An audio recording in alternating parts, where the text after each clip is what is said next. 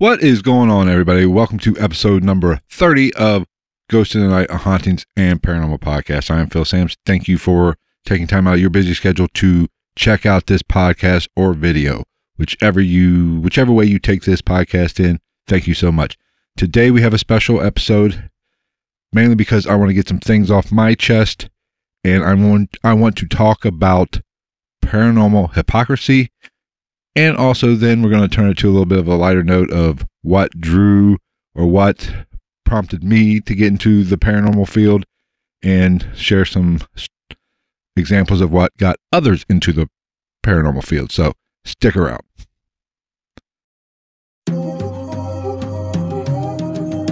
Ghost in the Night with Phil Sams.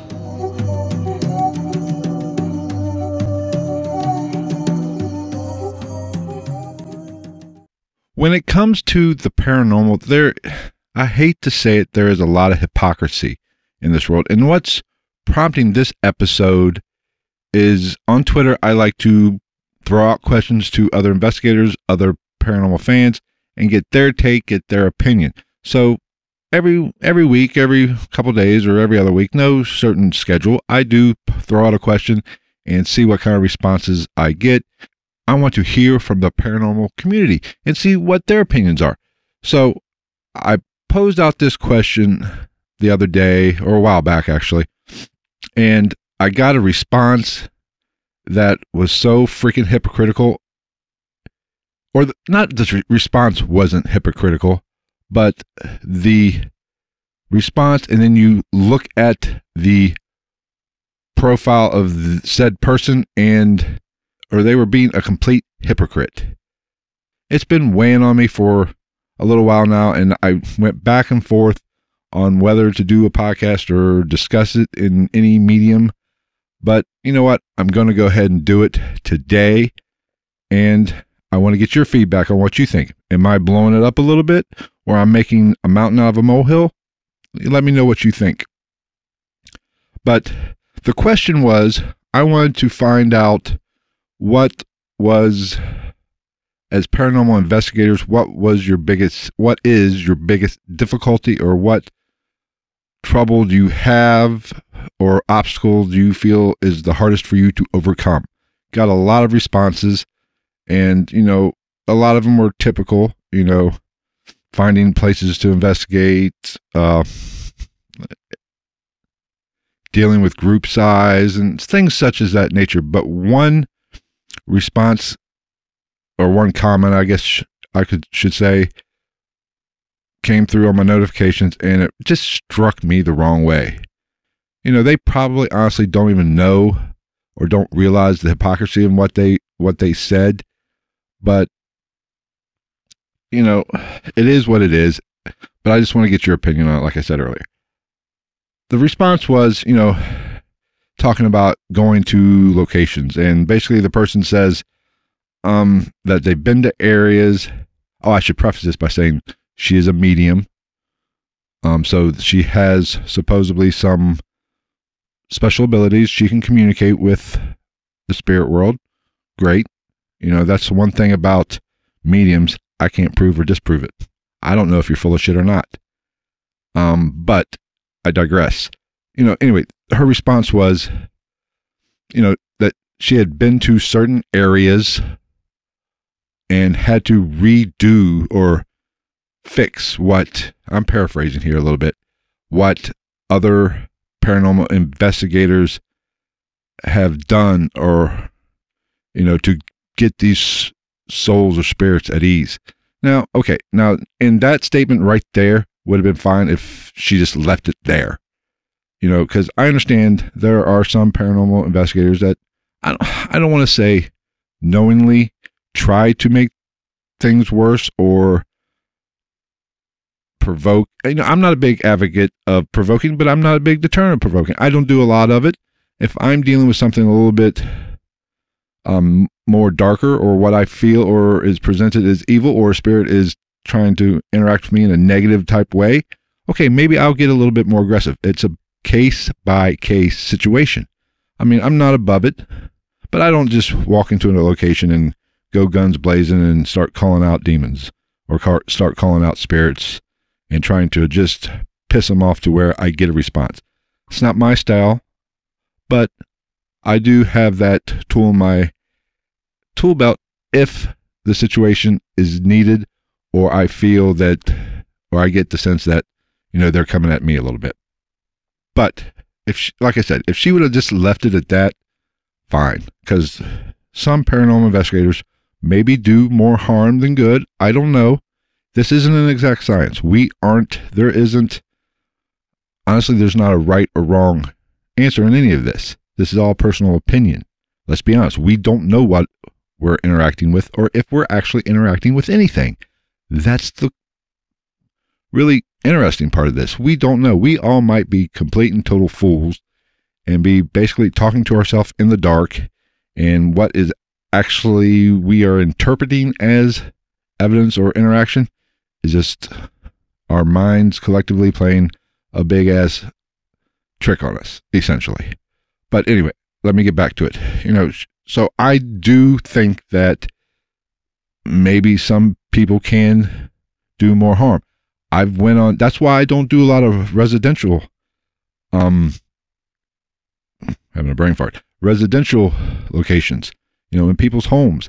I did do one not too long ago, but for essentially a family member, and I was leery because I didn't want to stir up something or make something worse. So I seeked, some counsel from another person who, has some experience with connecting with spirits. And, I just wanted to get her opinion on it and how I should proceed. So I don't take this lightly, and I don't hope you don't think that I'm coming at this with a smart-ass attitude. I do take it serious that things can be made worse. But so I agree with her to a certain extent in this portion of the comment or reply that she had to me on Twitter. But then she had to take it one step too far and say, down with ghost hunting. I'm a spirit advocate. Really? Okay. Down with ghost hunting. And here's where the hypocrisy comes in. I get this comment. I'm looking at it. I'm like, okay, whatever. But then I was like, curiosity got the best of me. So what did I do? I clicked on a profile. And what did I see? Pictures of her in a cemetery. Taking pictures with little circles of they're all around me. And I looked at that picture. Guess what? There wasn't shit in them. Just because your camera is out of focus and you circle a blur that A, it's out of focus, B, it could just be a thumbprint, doesn't mean it's a spirit. And if that's your evidence, I'm sorry. I might call into question your so-called special abilities. Because I looked at your pictures, I looked at your so-called visual evidence. Nah. Sucked, let's be honest. So that calls into question your credibility right there. Now, you're a spirit advocate, great. But do not sit there and say down with ghost hunting when your profile is filled with stuff you doing the exact same damn thing. I mean, come on. That's hypocrisy at its finest. Now, if you think you're helping spirits by getting them to cross over, great. Whatever lets you sleep at night. But don't degrade or say down with ghost hunting when you're doing the exact same damn thing. Come on. That's so hypocritical, and please use common sense before you hit send on a tweet or email or whatever. Hit send, check it, proofread it, think about it, then hit send.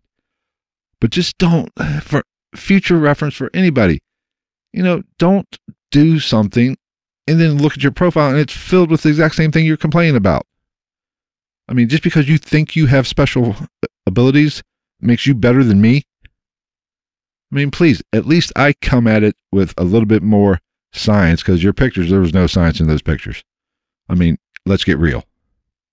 And if that's your best evidence, you better go do some more ghost hunting and not be saying down with ghost hunting.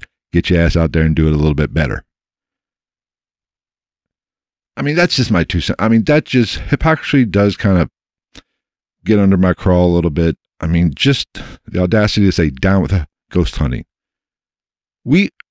I come at it as a way to try to find some answers. I don't know. I'm not even 100% sure there is a spirit world. Maybe the atheists are right. Maybe you pass away, your light gets turned off, and you just cease to exist. Maybe, and I've said in past episodes, maybe what we're actually encountering is just thin spots in or between dimensions, and we're actually hearing bleed through from a different or alternate universe. It's not really spirits, it's somebody living in a different universe. I don't know. Okay, now that I got that rant a little bit out of my way, and let me know what you think. I mean, do you think I'm kind of making a mountain out of a molehill on this one, or do you kind of agree with me? I mean, if you want answers, unfortunately, you're going to have to go seek them and try to find them. And the only way to do that in the paranormal field or paranormal world is to go out and do a little investigating. Now, yeah, you might piss off a few ghosts, and they might not be happy with you. So anyway, let me know what you think. Leave a comment below the description if you're watching on YouTube, or if you're just checking this podcast out via iTunes, Stitcher, Spotify, Google Play, however you take in the podcast. Leave me a comment there, or at night_ghost at Twitter. Leave me a comment there, or you can go to the website, ghostinthenight.podcast.com. You can leave a comment at this particular page for this podcast, whichever way is best for you, or send me an email directly, ghostinthenightpodcast@gmail.com.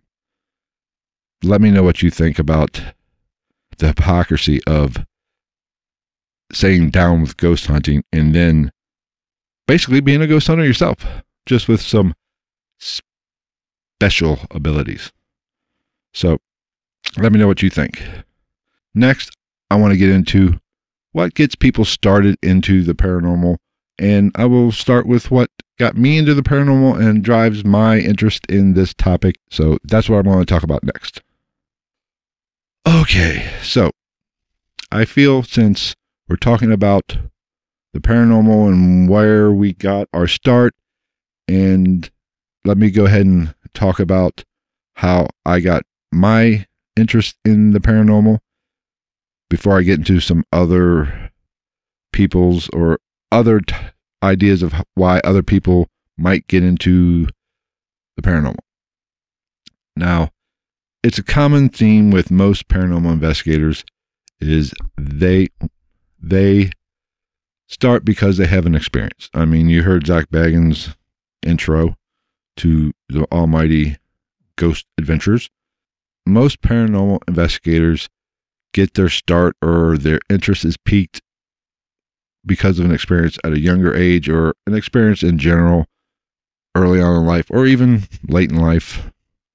But it's the experience or encountering something you just don't understand. And that drives you to search for answers, which is great. And I can't say how important that is to in life in general, in any topic or any subject. We have to have a desire to find answers to questions we don't know. That's what makes us human and what we are, is the desire to gain knowledge and better ourselves in every aspect of life. Paranormal is no different. So my experience, I like most, like I said, got started with a paranormal experience when I was young. I've talked about how I've lived in several houses. Most of the houses I have lived in throughout my life have had some sort of activity, including the one I live in currently, which, like I said in last week's podcast, it's kind of died down outside of that little. Matter of fact, the last experience or activity that I can say was paranormal, because I don't know what happened, was the or the scratches from last week's episode? Pretty much nothing.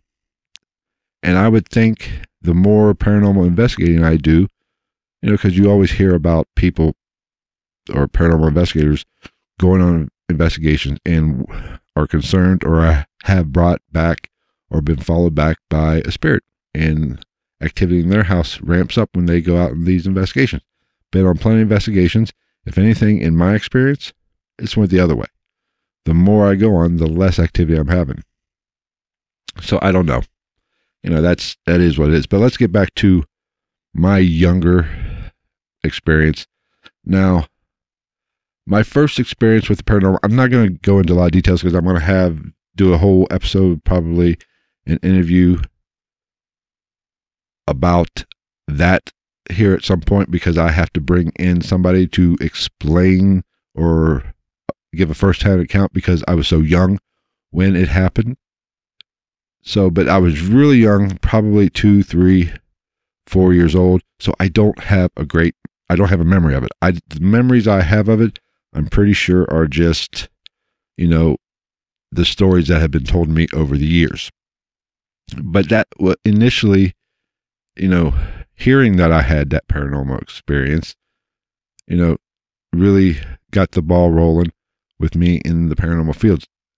And then when we moved to, I moved to Cincinnati probably first grade to a home which had some activity in it. And if you've seen or heard the episode, I believe episode 2, Slamming Doors, that was the house there in Cincinnati my childhood home, which I moved to when I was in first grade. We moved away and then moved back when I was probably about 6th grade. And the slamming doors incident happened in junior high after we moved back to Cincinnati. And that been here ever since, except for a few years outside from when I went to college. But having those experiences in that home, it just was like throwing fuel on the fire. So I read a lot of books, paranormal story type books about,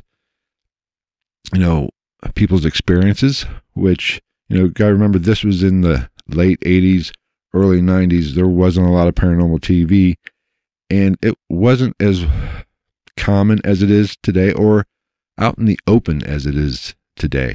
You still kind of get some funny looks when you discuss the paranormal openly in today's society. But back then, people kind of looked at you like you're a little batshit crazy sometimes, because the whole mindset of the paranormal was completely different.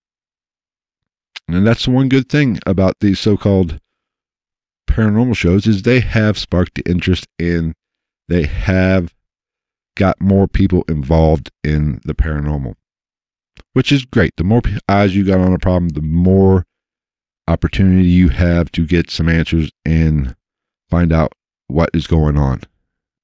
The more eyes, the better your odds. So I applaud them for that. I'm not going to get into content. I think anybody that listens to this podcast knows my overall general tone towards the paranormal shows.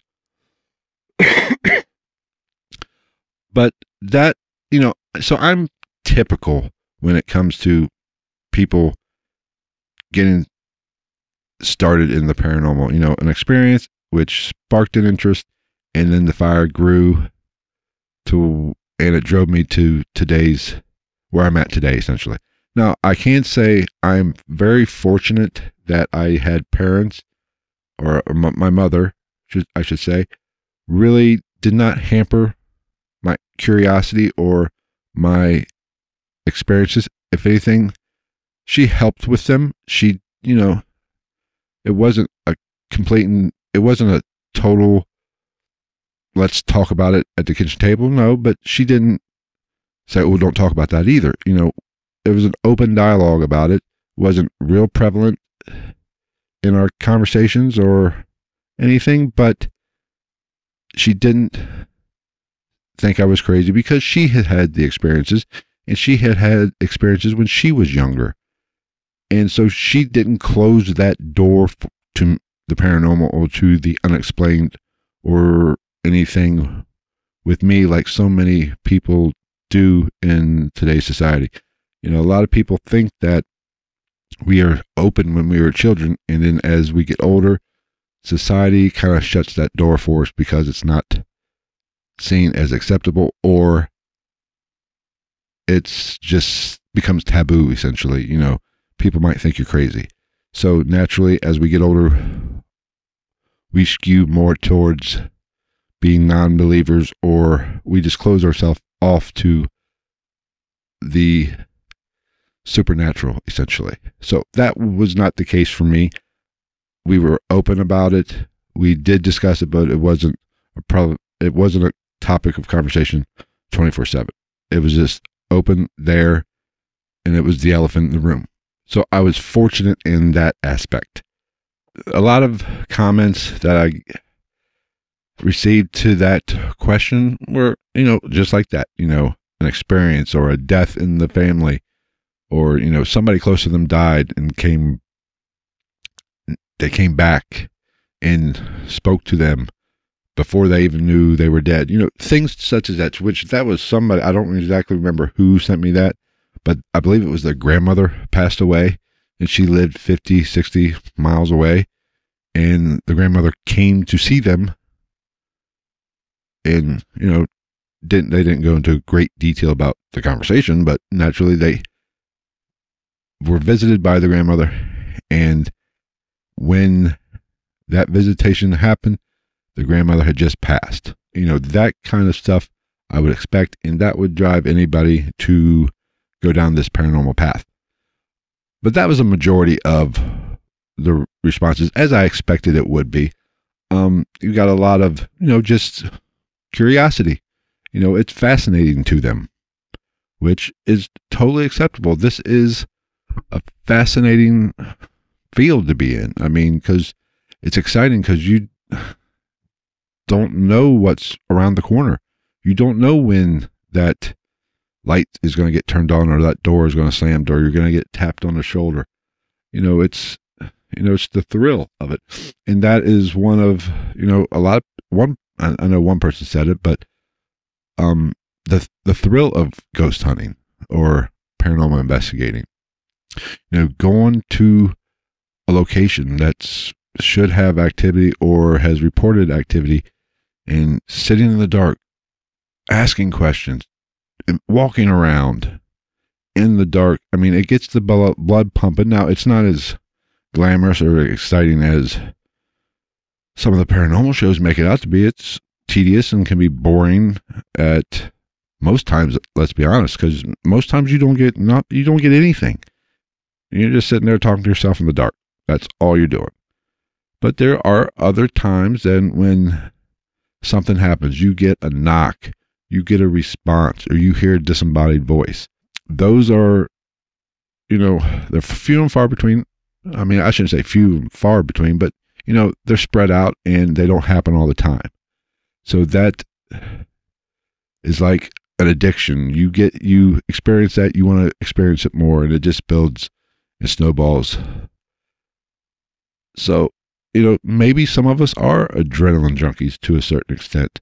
Some of us like being scared. Some of us just have a knack or a desire to, or a fascination with things that we don't understand. That is awesome, and I applaud everybody that does do some paranormal research, paranormal investigating, or just has a general open-mindedness and desire to learn more about the paranormal.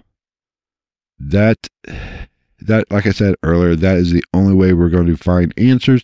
That is the only way we're going to shed some clarity to this topic or to this subject. And, well, like I've said before, we're never going to get 100% knowledge of what's going on when it comes to the paranormal. I mean, and the paranormal is such a broad subject. I mean, paranormal just isn't ghosts. Paranormal is, cryptids. Aliens are paranormal because we don't understand what's going on there either. Alien abductions, especially. But anything we don't understand in the world or the supernatural world, is paranormal. So it's just not spirits and just not demons. It's just not heaven and hell. It goes much further than that. Especially, the perfect example is cryptids. Are a lot of these cryptids complete and total BS? Absolutely, they are. People are seeing things and they're just misidentifying, a coyote with mange or a bear with mange. But some of there is some truth to some of it. They're all legends are based in some sort of reality or some sort of truth. It's like the old telephone game. And as these stories have passed down through the generations, they have changed and they have been interpreted in different ways, and it maybe has built to something that it's not. But we are always finding new creatures. We are always finding new species, I should say. So to say that we have all the answers or we've found everything is really narrow-minded and giving us more credit than what we deserve. We don't have all the answers, whether it comes to cryptozoology, whether it comes to aliens, outer space, or the supernatural. It's all a guessing game for us, but it takes research. It takes an average Joe going out and doing a little investigation, getting a digital recorder and asking some questions. That's what is going to have to be done for there to be some sort of answer found or get some clarity. Now, but here's the thing. Society is, especially with YouTube and everything, it's so hard to filter out all the BS and the faked evidence. I've talked about faking paranormal evidence in the past, especially with YouTube. In today's technology, it's so easy to fake stuff. I could fake stuff in a matter of minutes, and I'm basically a moron when it comes to Photoshop or any kind of video editing, as you can probably tell.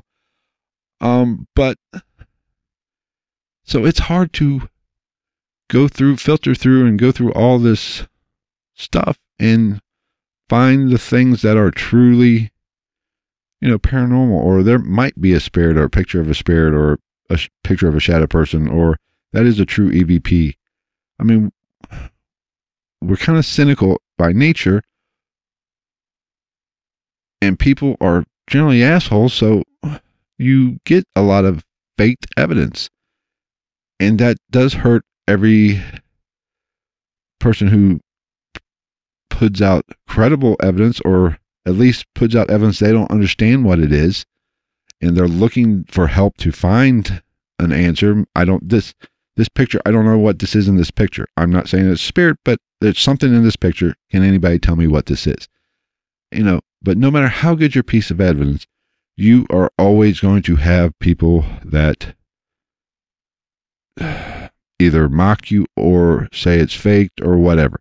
And that is why I always talk about the personal experience. That is something you can't take away from me. I can't take away from you. If I'm at a location and I hear a knock on the door or a knock on the wall or a footstep, now, is it definitely paranormal? No, I have to do a little investigating, find out. But it's a personal experience. Just like at Ross Opera House, the lights turned on. Do I know for sure that a spirit turned on those lights? We were getting a lot of noises in the vicinity of where that light would have had to be plugged in, or it was plugged in, but in that general vicinity where that light turned on. So I'm leaning towards spirit, but it's not 100%. And I would, in the video that I posted of that particular event, I didn't say it was 100% ghost. When I talked about it on the podcast, I don't know what caused it. I hope it was a spirit trying to screw with us a little bit or make contact, but I'm not 100% sure. That's the beauty of the paranormal. Whenever you hear somebody say that they have 100% evidence that the afterlife exists, or that they have paranormal evidence, odds are they're full of shit. And they probably faked it because they're looking for attention. It's just one of those things no matter what you put out, no matter what piece of evidence I put out, somebody will be there to tell me down with ghost hunting. That kind of mentality. So let me know what you think. If you do not follow me on Twitter at night_ghost, so you did not see that question I threw out there in the Twitter universe, go ahead and leave a comment. What got you started in the paranormal? Or send me an email at ghostinthenightpodcast@gmail.com. All the links will be in the show notes or description if you're watching via YouTube. If you haven't subscribed to the YouTube channel, I would greatly appreciate you going ahead and hitting that subscribe button and hitting the bell, getting some notifications that lets you know when I post a new video, which the podcast episodes, if I could speak clearly, come out every Thursday, and generally Friday is when I release the video form of the podcast episode. I am thinking about going and doing a live version, maybe going to an extra day, doing 2 episodes a week here in the future, and maybe like Monday and Thursday. The Monday episode will actually be a replay of the live podcast recording that I want to do on Sunday night. That way I can get some interaction with you all in the paranormal world, whoever follows me on Twitter. That is just something I'm kicking around right now. If you have a comment on that and you want to give me your opinion, if you think that's a great idea, if you think it's a crappy idea, or you think I'm a moron for even thinking about it, let me know in the comment section or at my website for the podcast, ghostinthenightpodcast.com. Let me know what you think. I don't know when I will start that, but who knows? I'll probably just do it and see how it goes. And knowing that I'm not going to get a lot of comments or a lot of interaction while I'm doing the live stream of the recording session of the podcast, just to kind of see how it goes and how it plays out. But when I do start doing it and I make the decision to actually commit myself to doing it every Sunday night, I will let you all know and we'll see what happens. I really hope if I do it, you will kind of join in on the live broadcast and interact. That way I can kind of interact with you while I'm actually recording the podcast, get your opinions right then and there. That way I don't have to wait for, a comment or a direct message on Twitter. But be sure to follow us on all our social media. There'll be links in the description and show notes at ghostinthenight@gmail.com or ghostinthenight@ghostinthenight.podcast.com. And also don't forget, I'll put links in the description. If you want a podcast t-shirt or any of our paranormal merchandise, I will leave that link in the description and the show notes as well. Of course, if you look at the show notes, you're on the website anyway, and there's links all over that site as well. So head on over there to our Spreadshirt store and pick up a Paranormal Podcast t-shirt. Greatly appreciate it. Help us out with recouping some of the costs for producing this paranormal podcast. Once again, thank you for taking the time to listen, and we'll see you next week. Take care, everybody.